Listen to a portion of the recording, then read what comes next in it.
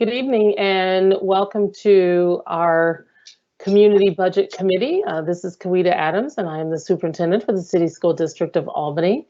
And we welcome our committee members and our Deputy Superintendent of Business and Finance, Ms. Kimberly Roaring. So at this time, I will turn it over to Ms. Roaring. Thank you, Superintendent Adams. This evening we have about 3 items on our agenda. We're going to start by doing just a quick review of kind of where we've been, looking at our initial revenue assumptions and our rollover expense and some of those ongoing variables. We're going to share some information with the committee around our debt service over a 10-year span, look at our tax cap calculation, and then have some conclusion discussion around community priorities. So when we did our initial rollover expense budget, we estimated that at just under $256.6 million, and our initial revenue based on the governor's state aid proposal was $260.2 million for a difference of $3.67 million.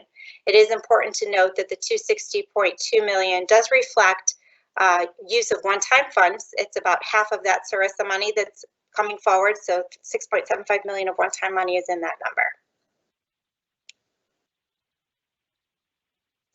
Looking at some of the expense adjustments we've been working on over the last week or so, we're looking at the charter school tuition rate really closely. The governor's original proposal in January included a tuition rate reduction for next year that also included a charter school supplemental tuition revenue reduction. But those items are only expected to take place if the state does not receive additional federal dollars. So we're waiting patiently and watching very closely over the next couple of weeks what happens at the federal level, so we know whether or not we're going to see the reduction or whether the formula will run for charter school tuition next year. So looking ahead at our adjustments for insurance based on our rates, that was just about $33,000. And looking at our BOCES service rates at just under $55,000 for next year. We received the rate information recently, and that's primarily attributable to the tuition adjustments that we'll see in special education services and in our tuition fees for instruction. So looking at the last item there, our charter school tuition increase, we did take a look to see what that might be in terms of exposure. So looking at the fact that we have a school that will add a grade next year, which will create additional seats for students to select, as well as running the charter school tuition formula, we anticipate an increase in charter school tuition expense of up to $1.66 million. Again, this won't be finalized until we have an understanding of whether or not the state received additional federal dollars and the formula will run, or whether or not we will have a decrease in tuition again next year. Some of our continued budget variables include state aid, which we're waiting on the final budget from the state. Our health insurance increases, we're continuing to have conversations with our third-party administrator to see where that finally settles out at the end of March. The tax levy is set when the board adopts the budget in April. The impact of our retirements and those positions, whether or not those exact positions will be refilled, and then the continuing impact of COVID-19 on our program planning for next year. So taking a little bit deeper look at our debt service, the debt service is expense associated with capital construction projects on district schools and buildings. It includes the cost for our long-term borrowing or bonds for construction that has been completed. It also includes our short-term borrowing or bond anticipation notes for construction that's in progress. So during the 21-22 fiscal year, we will have several projects underway. Albany High Phase 3 will be ongoing throughout the 21-22 school year. North Albany Middle School is expected to start construction later this spring and continue throughout the 21-22 school year. And our 5-year plan will also start construction late this spring, which includes extensive renovations at Arbor Hill. We will be adding classroom space there. Also doing some significant roof work and mechanical work in that building. We will be adding AC to several of our gyms. Sheridan Prep, Delaware Community, Montessori, and Pine Hills. Giffen will also undergo some significant interior renovations. We're replacing all the classroom flooring, doors throughout with new locking systems as well, and then looking at basically gut renovations of 7 of the bathrooms there, which will have a significant impact on the students in that building. Then at Toast, We're also going to be renovating a number of student bathrooms, and we're going to be adding playgrounds. We're going to split that into two. So on the Delaware Ave side, there will be a playground for grades 2 through 5. And then on the opposing side of the building, there will be a pre-K to grade 1 playground, so that the equipment can be age appropriate and the students can really benefit from that. And then there's work happening in 9 additional buildings as part of that 5-year plan as well. So when we look at the debt service projections and we take that 10-year continuum, you'll see in this year, 2021, we anticipated debt service expense of just over $17.5 million. And on that, we estimated building aid of $12.1 million. So the building aid is a substantial offset to that total debt service expense. And then in the final column, you see the estimated net local share, which is the difference between the two. So that $5.45 million for 2021 is the local contribution to that ongoing debt service expense. You'll see over the next 10 years that our debt service total cost gets up towards almost $22 million in 25, 26, and 26, 27. And at those junctures, our local share coming across there would be more than $8 million for that debt service expense. So we just wanted to take that longitudinal look to kind of see where the peaks may come along the way as we look at doing some longer range fiscal planning for the district. So the tax cap calculation was due to the Office of the State Comptroller today, and the calculation is impacted by several variables.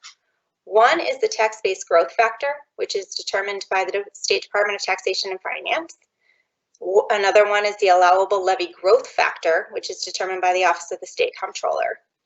And then there's several exclusion categories. The most common is the capital tax levy exclusion. And that local share of the debt service from the previous chart comes into play in this part of the calculation.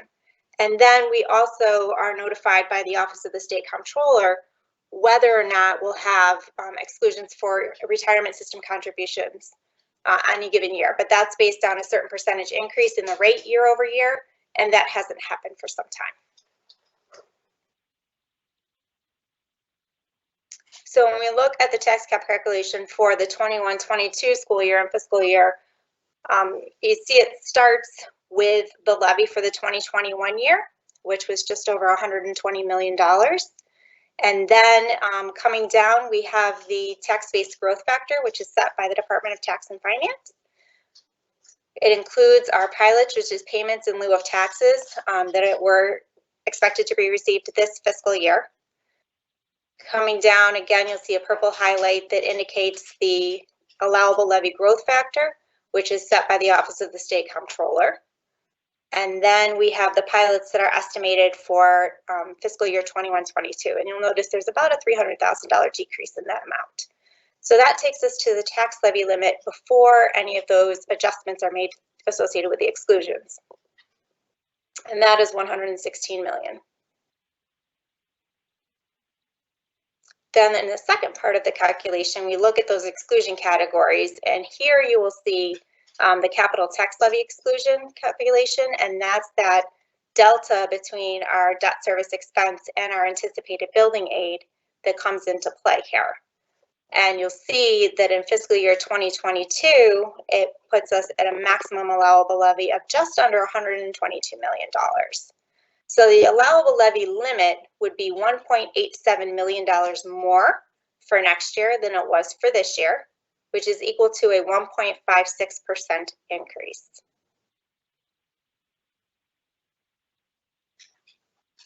So I'm going to stop there before we get into the community priorities discussion and just see if there's any questions on the information relative to debt service and tax cap.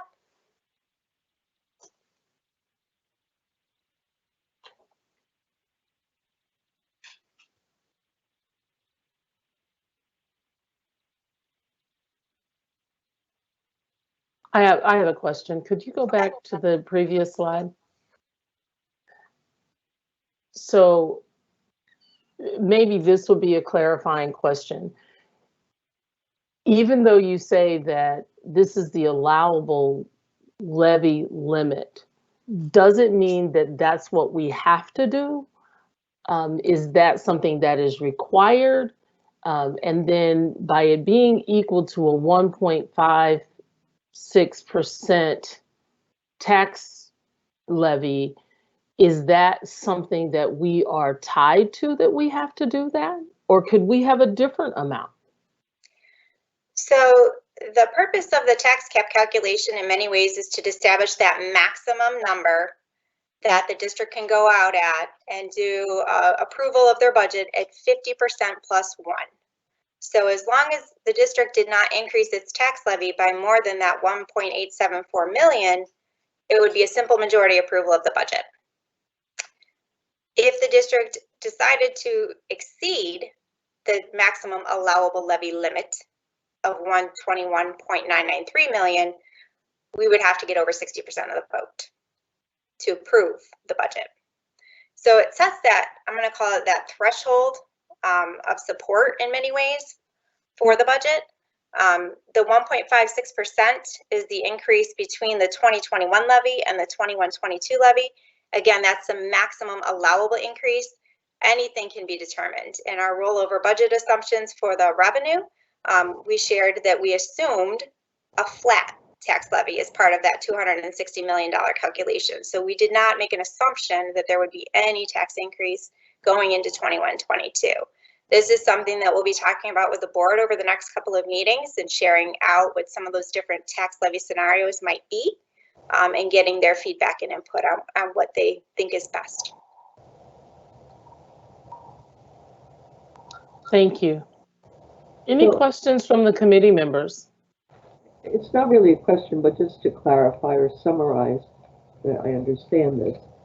So what we're saying is we don't have to, but we could increase our budget beyond that rollover budget that you had, the total, well, the state aid one, the 260 million, by 1.87 million.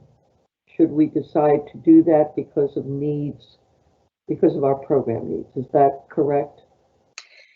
So yes, and the caveat on that is that you can do it at that 1.874 million with only 50% plus 1. It could be determined to set a higher number, but that would require greater support from the community for the budget. But it's still well under the 2% that used to be the percentage that was always bandied about. Yes, yes it is.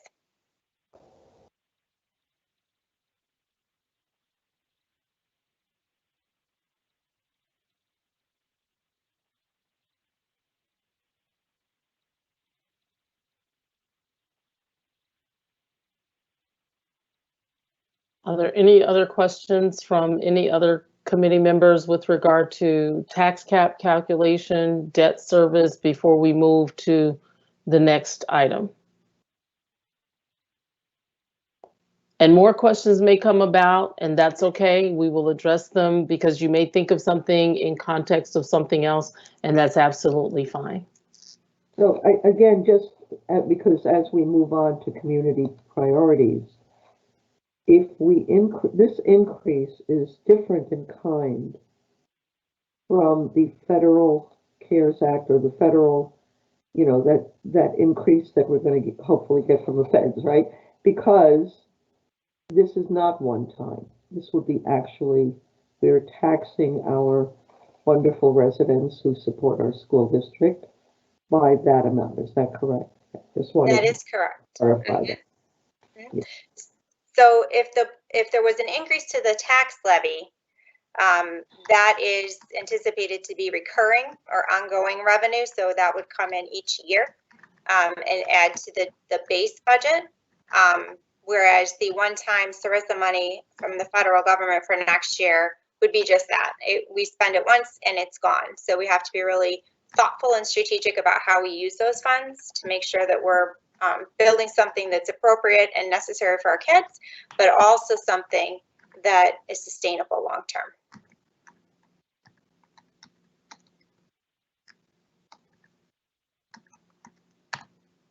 Okay. So we can move on to the community priorities discussion. On this slide, we have the 3 questions that were posed at our meeting last Monday. It includes what priorities should the district look to maintain? What are the areas of flexibility in the budget, as we had our conversation on mandated and non-mandated areas of expense. And we found that by large majority, our budget is directed. And then looking at what areas or priorities the district should enhance. So going forward, we attempted to capture the discussion of the committee last week.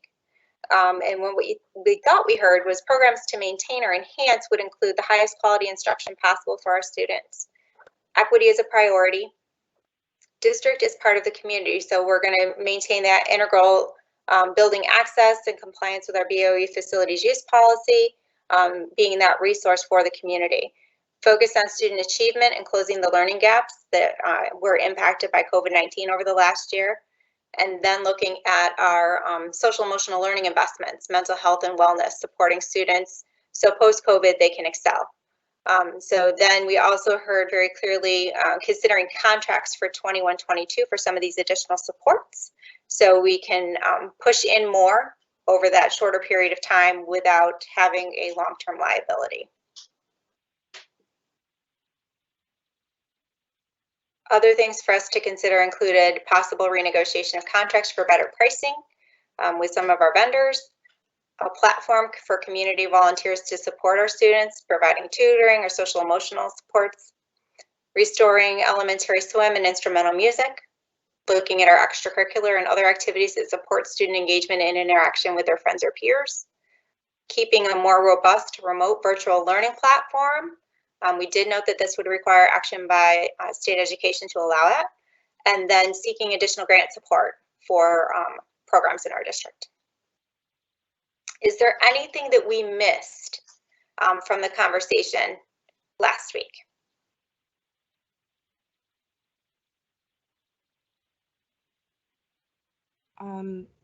I mean, you guys had asked us to reach out to members of the community and get feedback. I don't know if this would be the appropriate time or if it's later in the conversation, but I definitely heeded that advice, and I do have some feedback from the community.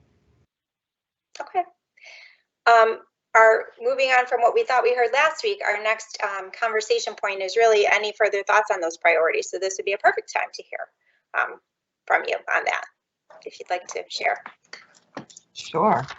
I have some written stuff, so maybe I'll just read it so I don't mess up words, put it in my own lens. Hold on, give me a second.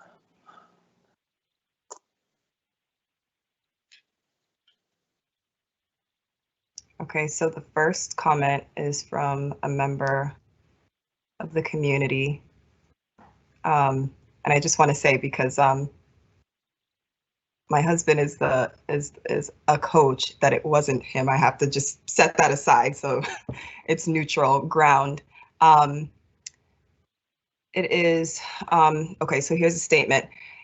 It's going to be great to show folks new classrooms and labs, but it's critical to understand that the only school facility that hundreds, perhaps thousands of people will see is the gymnasium. That's why the gym should be one of the primary showcases of what makes Albany High School a great place for education and athletics. Parents from neighboring school districts attend various sporting events, boys and girls basketball, volleyball, and wrestling at the high school. It is often the only facility of the high school that they will ever see. We should be displaying that all that is great about the high school and our students, welcoming our neighbors from, other districts like Bethlehem, Clifton Park, and beyond, with friendly staff at the entrance, displaying all of the achievements and successes that high school teams have attained over the years, trophies, awards, banners, and from the rafters, etc. Promoting and celebrating individual student athletes for being athletes and scholars, having more scholar athlete banners, promoting the community service activities that they're involved in. It's important that all of these things are displayed and celebrated throughout the year, and most importantly, that they have these displays to look at when we're conducting open houses for middle school students. Attendees should be able to see all the trophies and successes. After all, what would kids be excited to attend school that has none of their achievements displayed? So that's one thing. Let me open the other.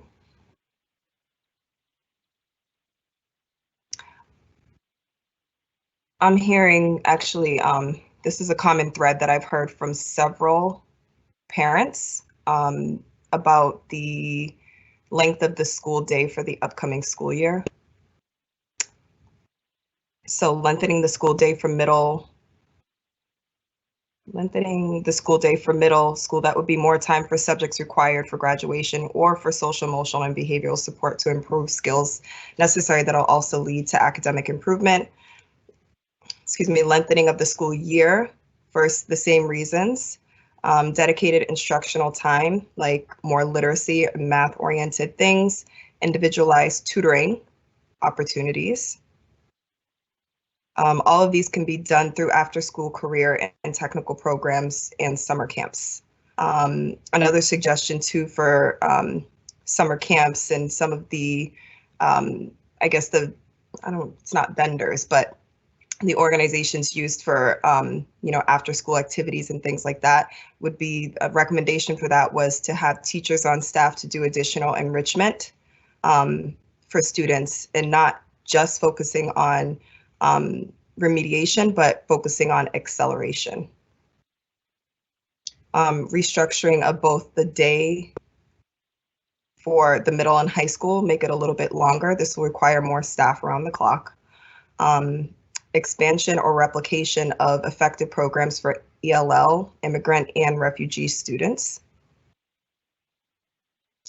Again, collaboration with summer camps. So, we're collaborating with the organizations that are used for the after school or summer camp components and placing educators within them. Ensuring that device and high-speed internet is available to all. Obviously, I think that you guys have done a really good job with device dissemination, but high-speed internet, I think sometimes is an issue. Districts give schools equally priced for budget purposes, options to choose from. Schools can choose from predetermined lists, like using money to reduce class sizes by 2 students for 2 years, curriculum and trainings for teachers and school leaders, culturally responsive anti-racism curriculum developed by teachers or community-based organizations working with parents and students. Trainings for teachers by teachers on CRSE and anti-racism. Trainings on effective and challenging instructional methods for remote learning and incorporating technology and instruction in a developmentally appropriate and pedagogically sound way.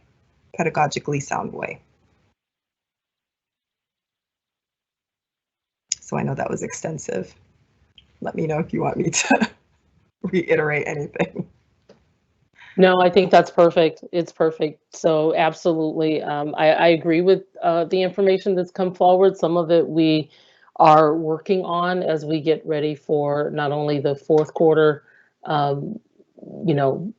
balance platform, if you will, with the in-person and the virtual learning for our students at the 7-12 level.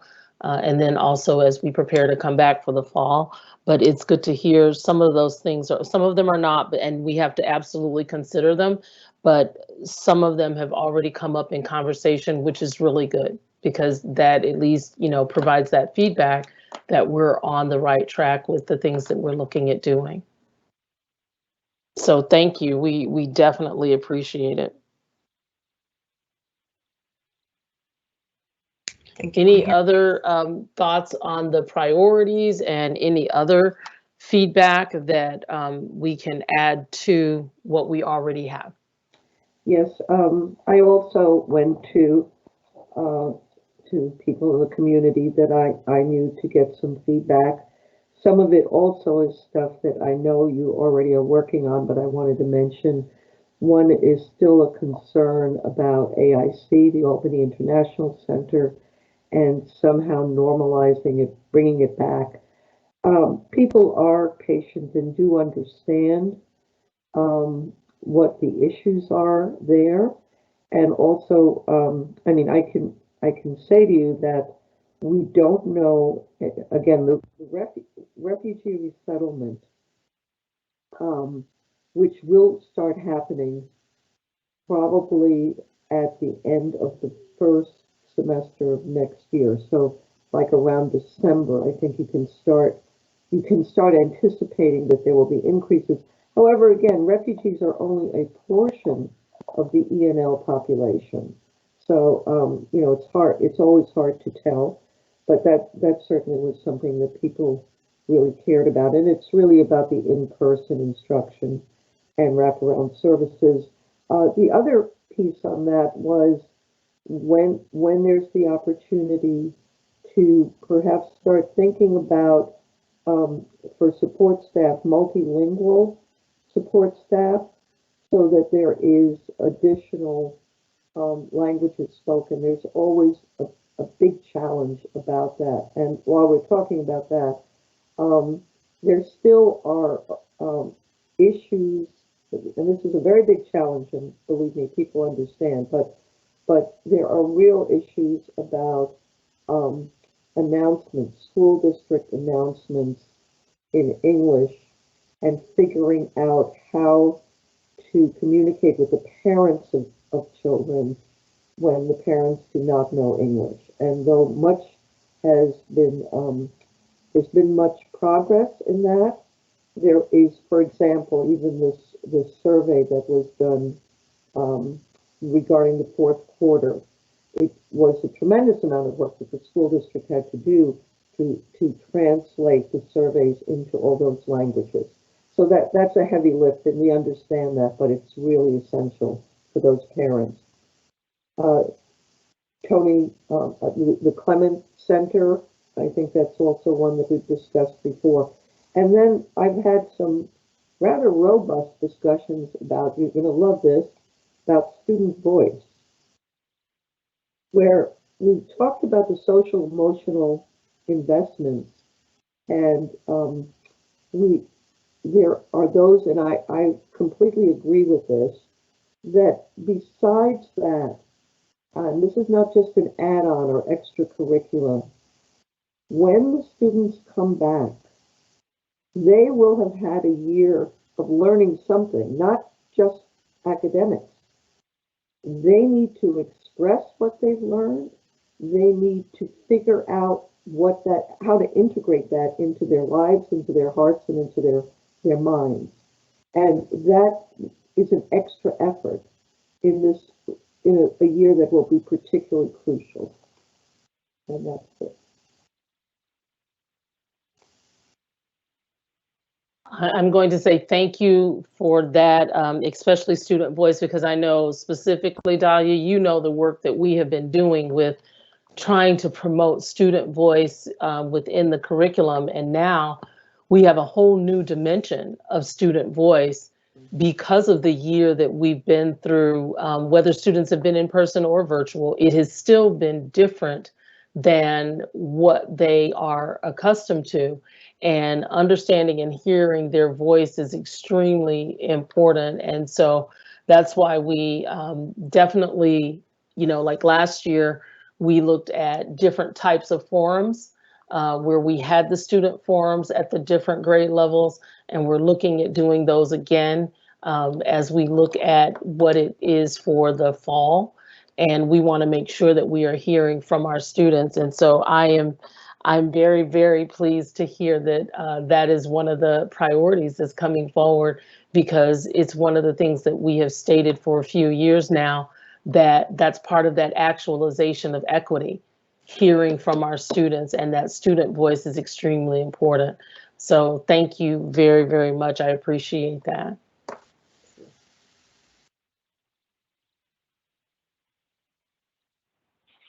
Hello, this is Becky. I've also talked to a few members of the community, mainly parents, and mainly at my kids' middle school, and reaching out to some people I know whose kids are, for instance, not on honor roll. The main concern I'm hearing is what I would relate to bridging. Like, I think parents are worried that their kids might be falling behind or not learning what they should learn. And the district is giving a lot of opportunities to catch up on grades and whatnot. But I hear a lot of worry from these parents. So I think just, and I know that there is intent for this to focus on what type of bridge are we building to next year to help fill in any gaps or where students may have fallen behind? Because how do you start a new year if perhaps there are some things, some areas where there are gaps, and that can lead to if more things in the summer, which I know there's hopefully going to be some summer school opportunities.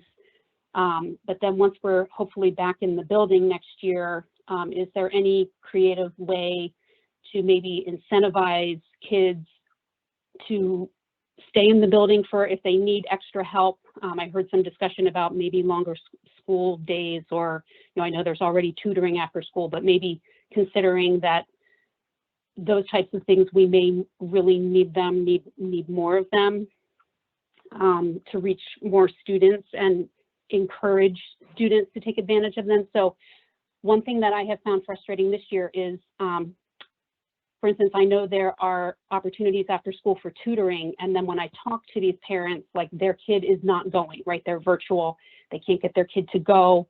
So, the opportunities are there, but the kids aren't seizing them. So moving forward, like, I don't know, are there ways, especially once we're back in the building, to get kids to seize those opportunities to catch up or regain some skills or confidence? And then the other thing I'm hearing, and this is just in my own world through middle school, and that I think we should consider is moving forward into next year. I know high school and middle school are different, but I think, middle school has been so complex this year because sixth graders are in the building, some of them are virtual.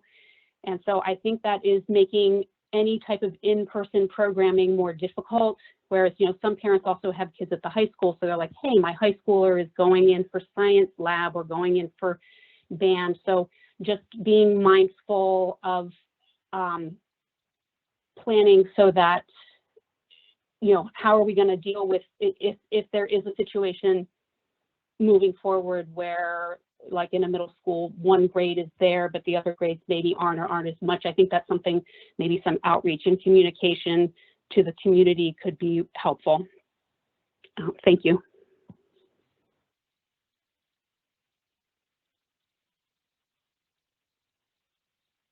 Thank you.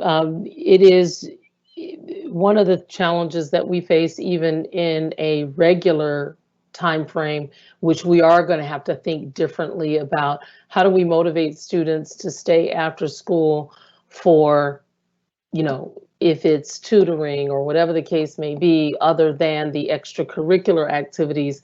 Those are things that we experience on a regular basis. And we know that there are challenges now as we are working with different families and different students. And so I agree with you. You're absolutely right in that we're going to have to think a little bit more creatively about how do we incentivize our students to stay after school. If there are, gaps that they need to close, or just, clarifying questions that they may have. And so I do appreciate that. Thank you very much. I think that's a point well taken with regard to, parents are saying that their children are not going. Then what are we doing to help incentivize students to attend the after school support that they may need?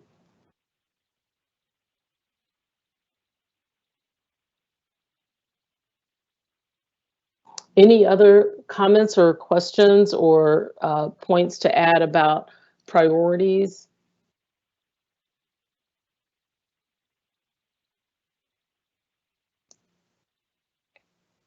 So I'll turn it back to Ms. Roaring.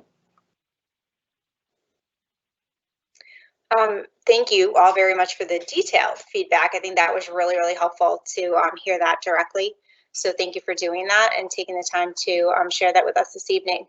Our final question that we posed, and we wanted to give you a little bit of time to think about this over the weekend, was what would the top 5 priorities be? If you had to pick 5, what would those be?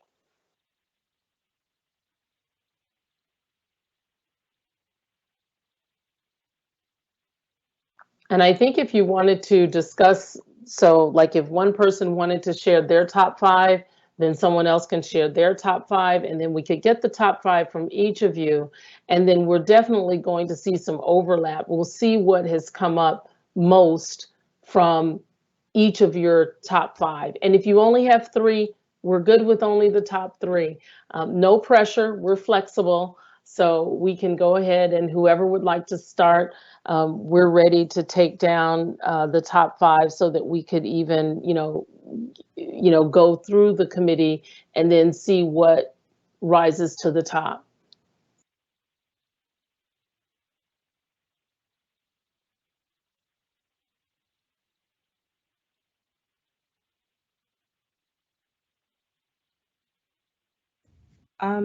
So I definitely need to jot down actually what my top 5 are, but I know like the first one that popped into my head, I think that we've talked about over and over, is mental health for our students.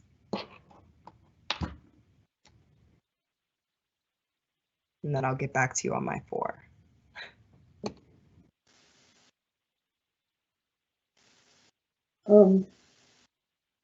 I guess I'll take a stab at this. Also, as you said, mental health, that whole social, emotional, the investments in that as a top priority. Obviously, instruction. Again, those are the 2 that are pillars. With regard to equity, I guess I would say that the work that you did recently, I was privileged to listen to you at the NAACP meeting, Superintendent Adams.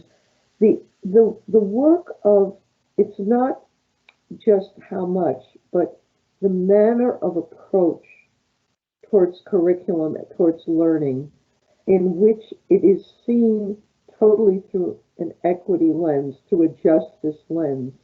I would recommend that we keep working on that. This is not necessarily a budget item, but it may be. But that is so crucial, as well as the professional development on CRE that cannot be stopped. And then the other one is what we had just talked about, student voice.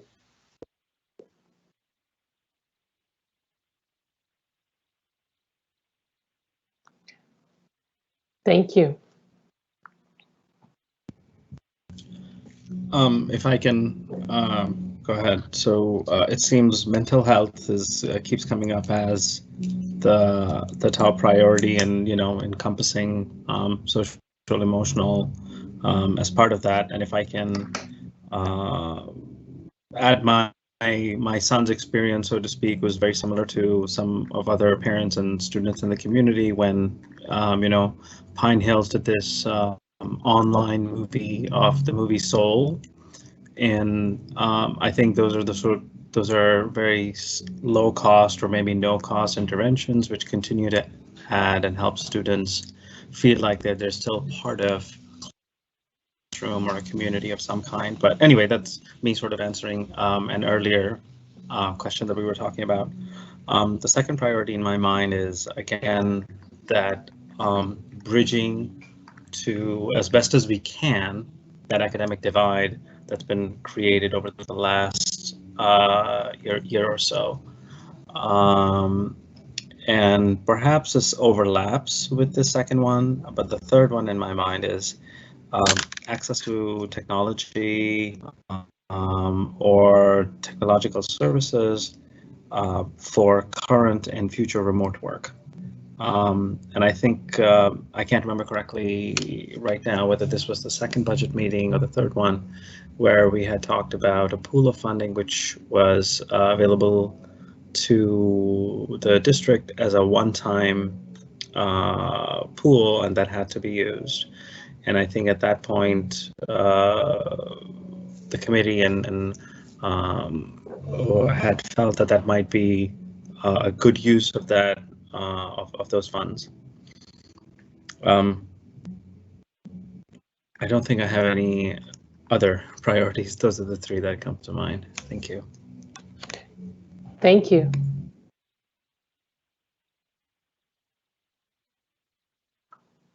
can I come back to the rest of my list? Because I just Sure. know it's the top one.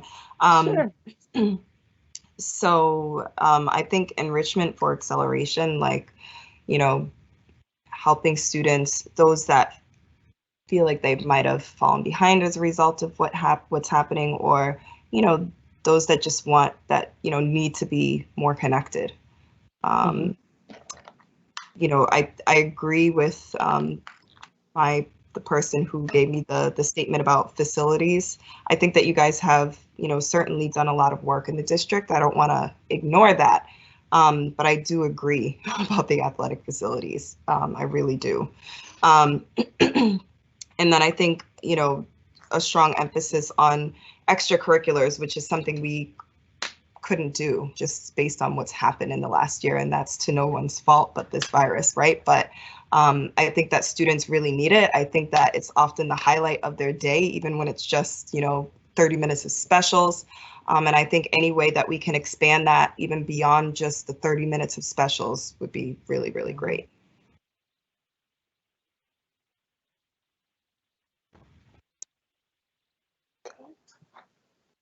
And similar to Mr. Khan, who talked about, you know, the digital divide and all of that, I definitely agree with his statements about that as well, bridging that gap.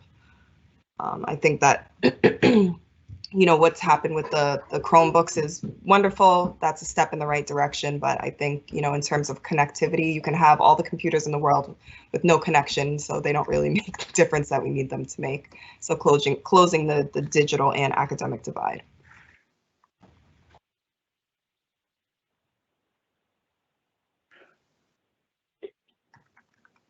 My top five echo what everyone's been saying, like the academic, the social, emotional, mental health, after school opportunities, technology, and the other thing I would say is basically anything that can sort of support friendships in terms of like just the kids have had so few opportunities to even see their friends. So anything that can support that, I'm all for. But in terms of the social, emotional, mental health component, one thing that I've been thinking about is one of my sons had a teacher when he was in 5th grade, still in elementary school. And every morning it was like a homeroom. They would hang out and they talked about so many things. And they would just really share who they were. And, you know, that's where I know my son at one point talked about, I guess someone had called someone a retard, and I have a son who has autism. So my other son talked about how that made him feel.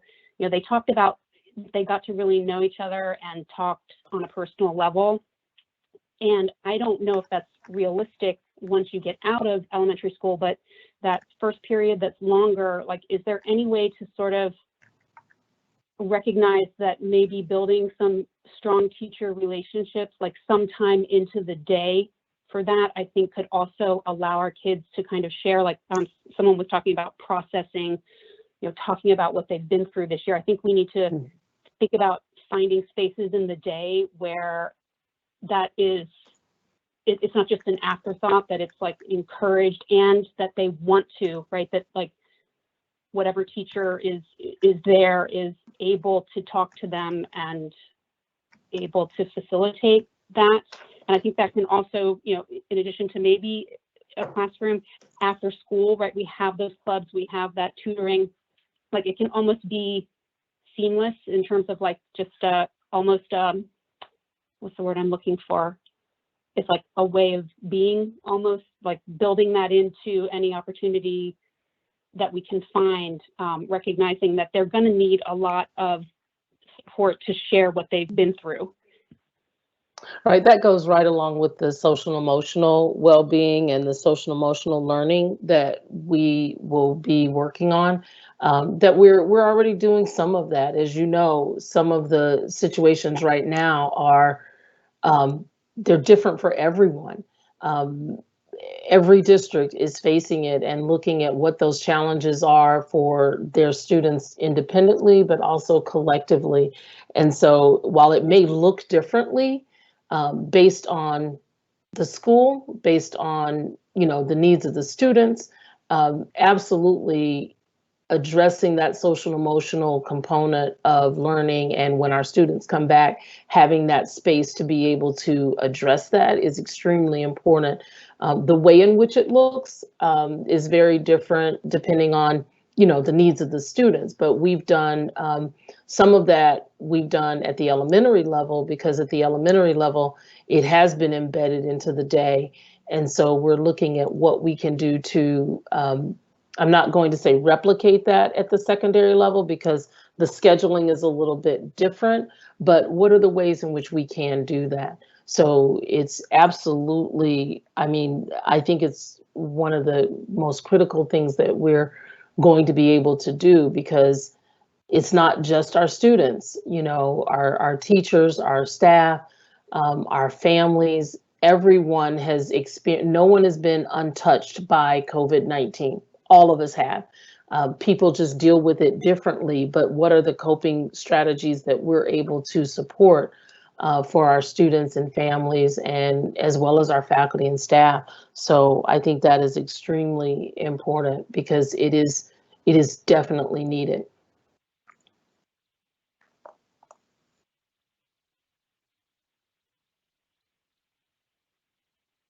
Anyone else?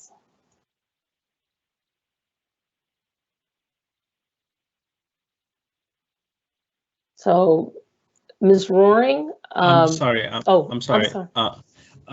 Perhaps this is more of a question to the group generally, and then perhaps this is also something that's covered under, in some part, in the definition of mental well-being. But is there perhaps an opportunity here to focus some efforts towards just education about COVID and vaccination in the greater community? Because nationally, we've been watching the cases come down, and all of a sudden New York State seems to have hit another plateau, and we know that this thing is going to stay with us likely into the next year, and a lot of that has to do with community education about mask wearing, social distancing, and vaccination. And that's why I said I perhaps am asking this more as a question versus a recommendation. That is there an opportunity here to use either resources or low-cost resources to address that, or to educate our students? That's it. Thank you. Thank you. There are curriculum materials that I know right at the beginning and in the middle, we did spend quite a bit of time, especially when our students were returning to campus, the elementary students, with regard to what is COVID-19, and with the resources that were available then, we did do some work with that, and that was from the DOH, as well as our medical director was able to supply us with some information. But absolutely, could we spend a little bit more time on that? Because here's the thing, we know more now than what we did then. And absolutely, I think that is a very good idea, that we spend some time going back, as well as when we bring more students back, making sure that we're taking that time to educate our students that are coming back to the campus. But I think that's a great idea as well. Lots of good ideas. Excellent.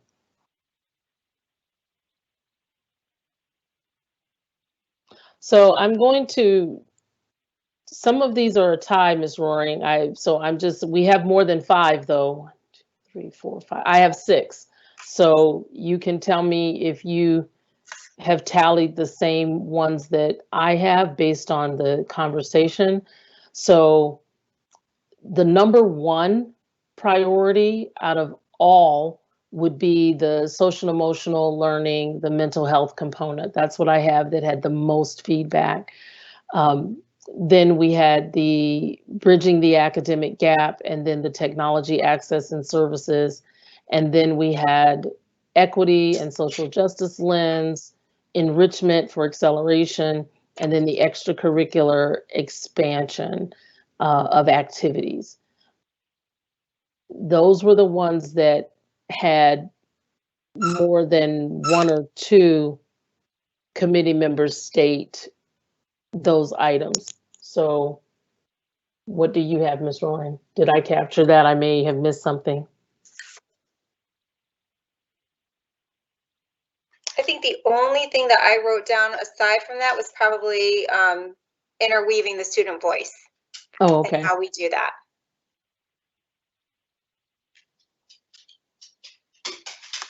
Okay. And that doesn't mean that the other items can't be addressed through our budget process. It doesn't mean that they can't be addressed, but these were the things that we had quite a bit of conversation. Is there anything that anyone would like to add to that, or something that you feel that we have left out?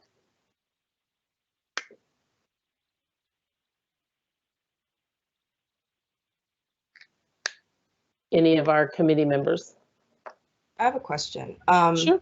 Just in going back to addressing the length of the school days, I mean, obviously right now, especially if virtual, I have no idea what the schedule is for in-person students right now, but you know, right now, I think kids are receiving like tops 3 hours of school. I think it's more like, yeah, like 2.5 to 3 hours. And then moving forward, what is the length of the school day going to be like? And I'm hearing that it's going to be shorter, if I'm not mistaken. So in terms of, well, we have to look at it. So we have a contractual day. So when we start talking about length of school day and extending that, that does have a direct budget impact, because that's going to be part of negotiations with a contract. That's something that we have to look at. So that's a definite impact. And so the lengthening of the school day in terms of what the contractual day is would be different than if we were to do, say, more after school opportunities where those are stipends or, you know, extra duty, extra pay. So when you look at what the instructional day is right now for elementary school, there is a component of instruction, the direct instruction. Then there's the component of the encores, and then the supervision piece where students are working in maybe an asynchronous model. So you have different models that are going on, but the contractual day and the length of the school day is defined. And so what we're looking at doing is how are we structuring the time between? So that's where the difference comes. But the actual school day is really determined by contract. And so we have that piece that's set, and then it's how we engage in instruction between the bookends of, you know, I'm going to just say 8 to 3, even though we have different times, but just saying if it's 8 to 3, that's the time frame. And then how are we structuring that time within? Looking at the wraparound services, looking at, do we have that clock time for counselor intervention or the SEL component that we're talking about? That's where we have the flexibility within the school day. Right. Thank you for that clarification. And I think, you know, maybe the comment that I'm hearing from the parent was might have been mostly geared toward virtual, you know, and it's hard because you can't expect kids to be on online for 5 hours. Like, it's just not. I mean, Right. I'm very thankful for brain breaks and all of that because my kid is like bouncing off the wall, but I think that there should be more enrichment. Like I know just from scheduling that she misses out on music every week just because the music teacher is obligated to be at multiple schools. And so that, like, she's missing out on that. That's never live. So yes, she does interact with the teacher in an asynchronous way, but for a small child, that's a big sacrifice, right? So I feel like, and can some extracurricular activities be offered virtually? Like, are there things that, you know, we can do virtual in even throughout the summertime? Mhm. So. And you're right, it is scheduling, it's also staffing, you know, depending on the flexibility of staffing, we do have to do that. It's not out of the question. Those are things that we are absolutely working on. Okay. Thank you so much. Mm-hmm. Absolutely. Any other questions or comments?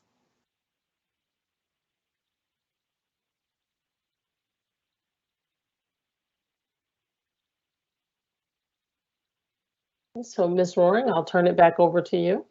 Okay.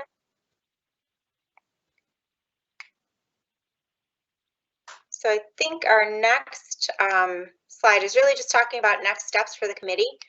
We are proposing that we have another meeting in April to share out with you the proposed budget and what that looks like, what's in.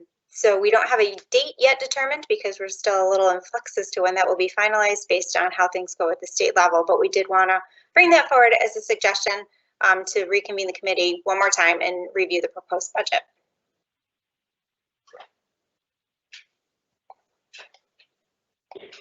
Can I ask a question about the debt service? Yes. Okay. I am trying to understand. So, okay, we essentially always have debt service. That's sort of how we like build stuff, right? So we always have it. Okay. So the 5-year plan, the 5-year plan goes to, what year is it? 2026, but we have fiscal year through 2030. So is that,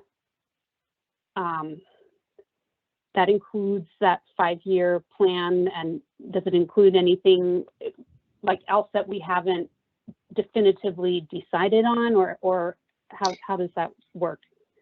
Yeah, so our clock internally on the 5-year plan started May 2019 when the voters approved that plan. So we're looking forward to that being completed around 2024 for planning purposes. So when we talk about the debt projections going forward, that really only includes projects that are known at this time. So it would include the construction period of the 5-year plan, which would be our short-term borrowing. And then once that work is finished, it converts to bonds, and that would turn over to long-term borrowing. So it does account for the continuation or completion of the high school, the Albany High School project through phase 4. It does account for the North Albany Middle School project, and then the 5-year plan. All of those project expenses, both short-term and long-term debt, are rolled into that projection over the next 10 years. Okay, and in terms of, okay, I'm trying to understand. And it fluctuates, right? Like our estimated net local share fluctuates, and like how, for instance, it's, you know, in 2028, like how sure are we now that that is what it is going to be? So there's always there could be a change, right? So that is based on what the projected completion dates are for the projects, which really starts our building aid process. So when we look at when we're going to complete the project and then file the final cost reports, that starts to drive the building aid for the projects. So we have some level of confidence, but certainly if we are able to move the projects along and complete them more quickly, as long as it's not within 18 months, then we can potentially impact the building aid side of that equation in a positive way. So that would have a positive impact on the local share. This is based on what we know our plan is at this time, but it could change. Not necessarily on the debt service expense side as much as it could, you know, having a slight adjustment in the building aid, which would impact the net local share. And the way that we borrow with the long-term borrowing and the short-term borrowing, is that, like, do those terms change frequently, or like, how does that work? So I'm going to try and take that as two separate things and hopefully provide clarity, because it really is fairly nuanced and it isn't something that we all do every day. So looking at the short-term borrowing, those are the bond anticipation notes. So those are 1 year to maturity. And those are used as we are construction in progress to make sure that we have the cash flow necessary to pay for the work that's occurring. But we hold off on conversion to a bond. Typically, it runs 5 1-year cycles because at that juncture, we know exactly what the cost was and what we need to borrow. And then we take that bond, and that is typically a 20 to 30-year maturation to try and align the borrowing with the building aid. So our projects have different, I'm going to call them amortization schedules for our building aid, because if we're doing a renovation, that building aid flows to us over a 20-year period, typically. If we are doing new construction, which we did in phase 1 and phase 2 at Albany High School, that typically amortizes over a 30-year period. So when we look at that, we also work to make sure as best as we can that we are aligning the borrowing period with the building aid to help make sure that those more closely align. So the long term is a bond, typically a 20 or 30-year maturity on the bond. The district did go through some refinancing several years ago, which allowed us to reduce our interest costs on that because we got a better rate.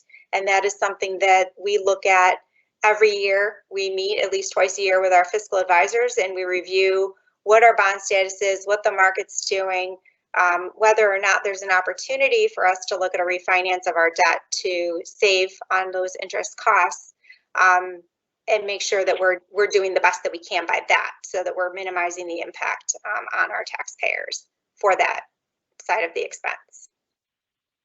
I'm not sure if I answered your question. Yes, you did. Thank you. Okay. Okay.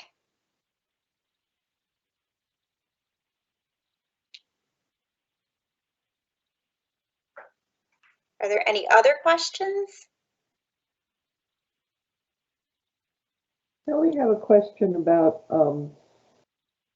public hearings. So we're going to, when will they take place, and were you having any ideas about us assisting? That's a really good question. So we are anticipating doing community meetings that would be virtual. We had planned on our calendar to do a couple of those this month. Our formal budget hearing is required in statute, would occur, I believe it's May 6th. So in between that, we will have other, I'm sure, venues in which we try to share out and receive input on the budget development process. I don't know that we've formally considered what that looks like. So if the committee has thoughts on that, I would be interested in hearing them.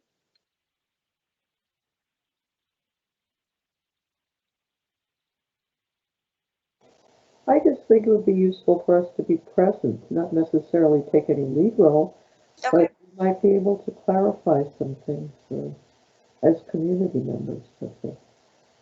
So we didn't want to have to strong arm anybody in sharing in those presentations with us, because they do get kind of daunting. But I am going to tell you, when we do those presentations, we would absolutely welcome the committee if maybe 2 people at a time or 1 person, you wanted to take turns doing it, because as you know, it is quite the schedule when we do our community forums and meetings with regard to the budget. And so we will definitely be there. But as far as the committee, we value your time as well. And we certainly appreciate the time that you've taken so far. But I do believe, Ms. Roaring, we could work offline with the committee and develop a schedule so that way all of you may not be impacted for each of those meetings, because we do average in the upwards of a dozen meetings or so within that 1 month time frame. And so we want to make sure that, you know, your time is respected as well. But absolutely, we could do kind of a sign up as those dates are confirmed. We can do a sign up, and if you were willing, we would absolutely appreciate to have 1 or 2 of you at each meeting, and then that way to provide clarification, support, or just an explanation. We would absolutely welcome that. So we thank you for volunteering again. No worries. So I guess we will follow up with the committee too on a possible date in April to share out the proposed budget. We did want to make sure we close the loop with all of you and clarify what's there so that you know as you're having conversations with the community as well, and have the opportunity to kind of see some of the fruits of your labor, so to speak, as you've spent time with us over the last 5 Mondays. So if there aren't any other questions or final thoughts from the committee this evening. I have one more question about the tax base growth factor, which I know it says it's set by tax and finance at 1.0029. Does that mean if it's over 1, the tax base is growing? Like, do you see that change? I don't know if you know this. Does that fluctuate year to year? And is 1 a significant number in terms of like if it's over 1, it's growing, and if it's under 1, it's not? So 1 is kind of that midpoint. So if it is over 1, there is incremental growth occurring. Over the last few years, we've had a pretty stable number as a community there. But the growth factor is correlated to growth in the community. So are we seeing new development and things of that nature that would enhance the tax base? Thank you.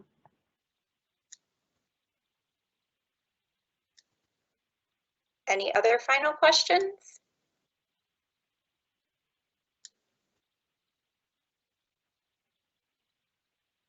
Okay. I have some final comments. Oh, I'm sorry. Go ahead. Oh, no, I was just saying I'm all set. I'm so sorry. Okay. That's okay. My final comments are nothing but that of gratitude, and we want to say thank you very much for your participation. This has been very valuable. I appreciate Ms. Roaring for bringing this to the table from the Business and Finance Office with regard to having a community input committee with regard to the budget and looking at what the priorities are. I think it'll be interesting as we move forward when we see that overlay of those priorities that we're not far apart. We're really not far apart. And I think that is absolutely reassuring, especially from my vantage point. And then looking at where our dollars are spent, making sure that we are aligning with not only what the district says are priorities, but what the community is saying are priorities. And I know that while, you know, this is not, you know, 9,000 voices, but it is definitely representative of the voices of our community. And we just appreciate the work that you've done and spending time with us and sharing your thoughts and ideas and getting some clarification. And then, of course, your willingness to participate in our upcoming budget sessions. So we thank you so very much for your time and for your attention, because this is absolutely very important. I echo Superintendent Adams' gratitude. I really appreciate the time that you took and volunteering, especially in this very unusual time. I would only add and offer that if you have any other questions that come up, please don't hesitate to reach out to me. I'm happy to answer any additional questions that you may think of as we're going through the next few weeks until we are able to reconvene and share the proposed budget with you. So thank you all so very much. We look forward to meeting with you again in early April. Thank you very much. Thank you so much. Thank you. Thank you. Thank Have you a very good much. night. Have a Thank good night. you. Bye-bye. Bye.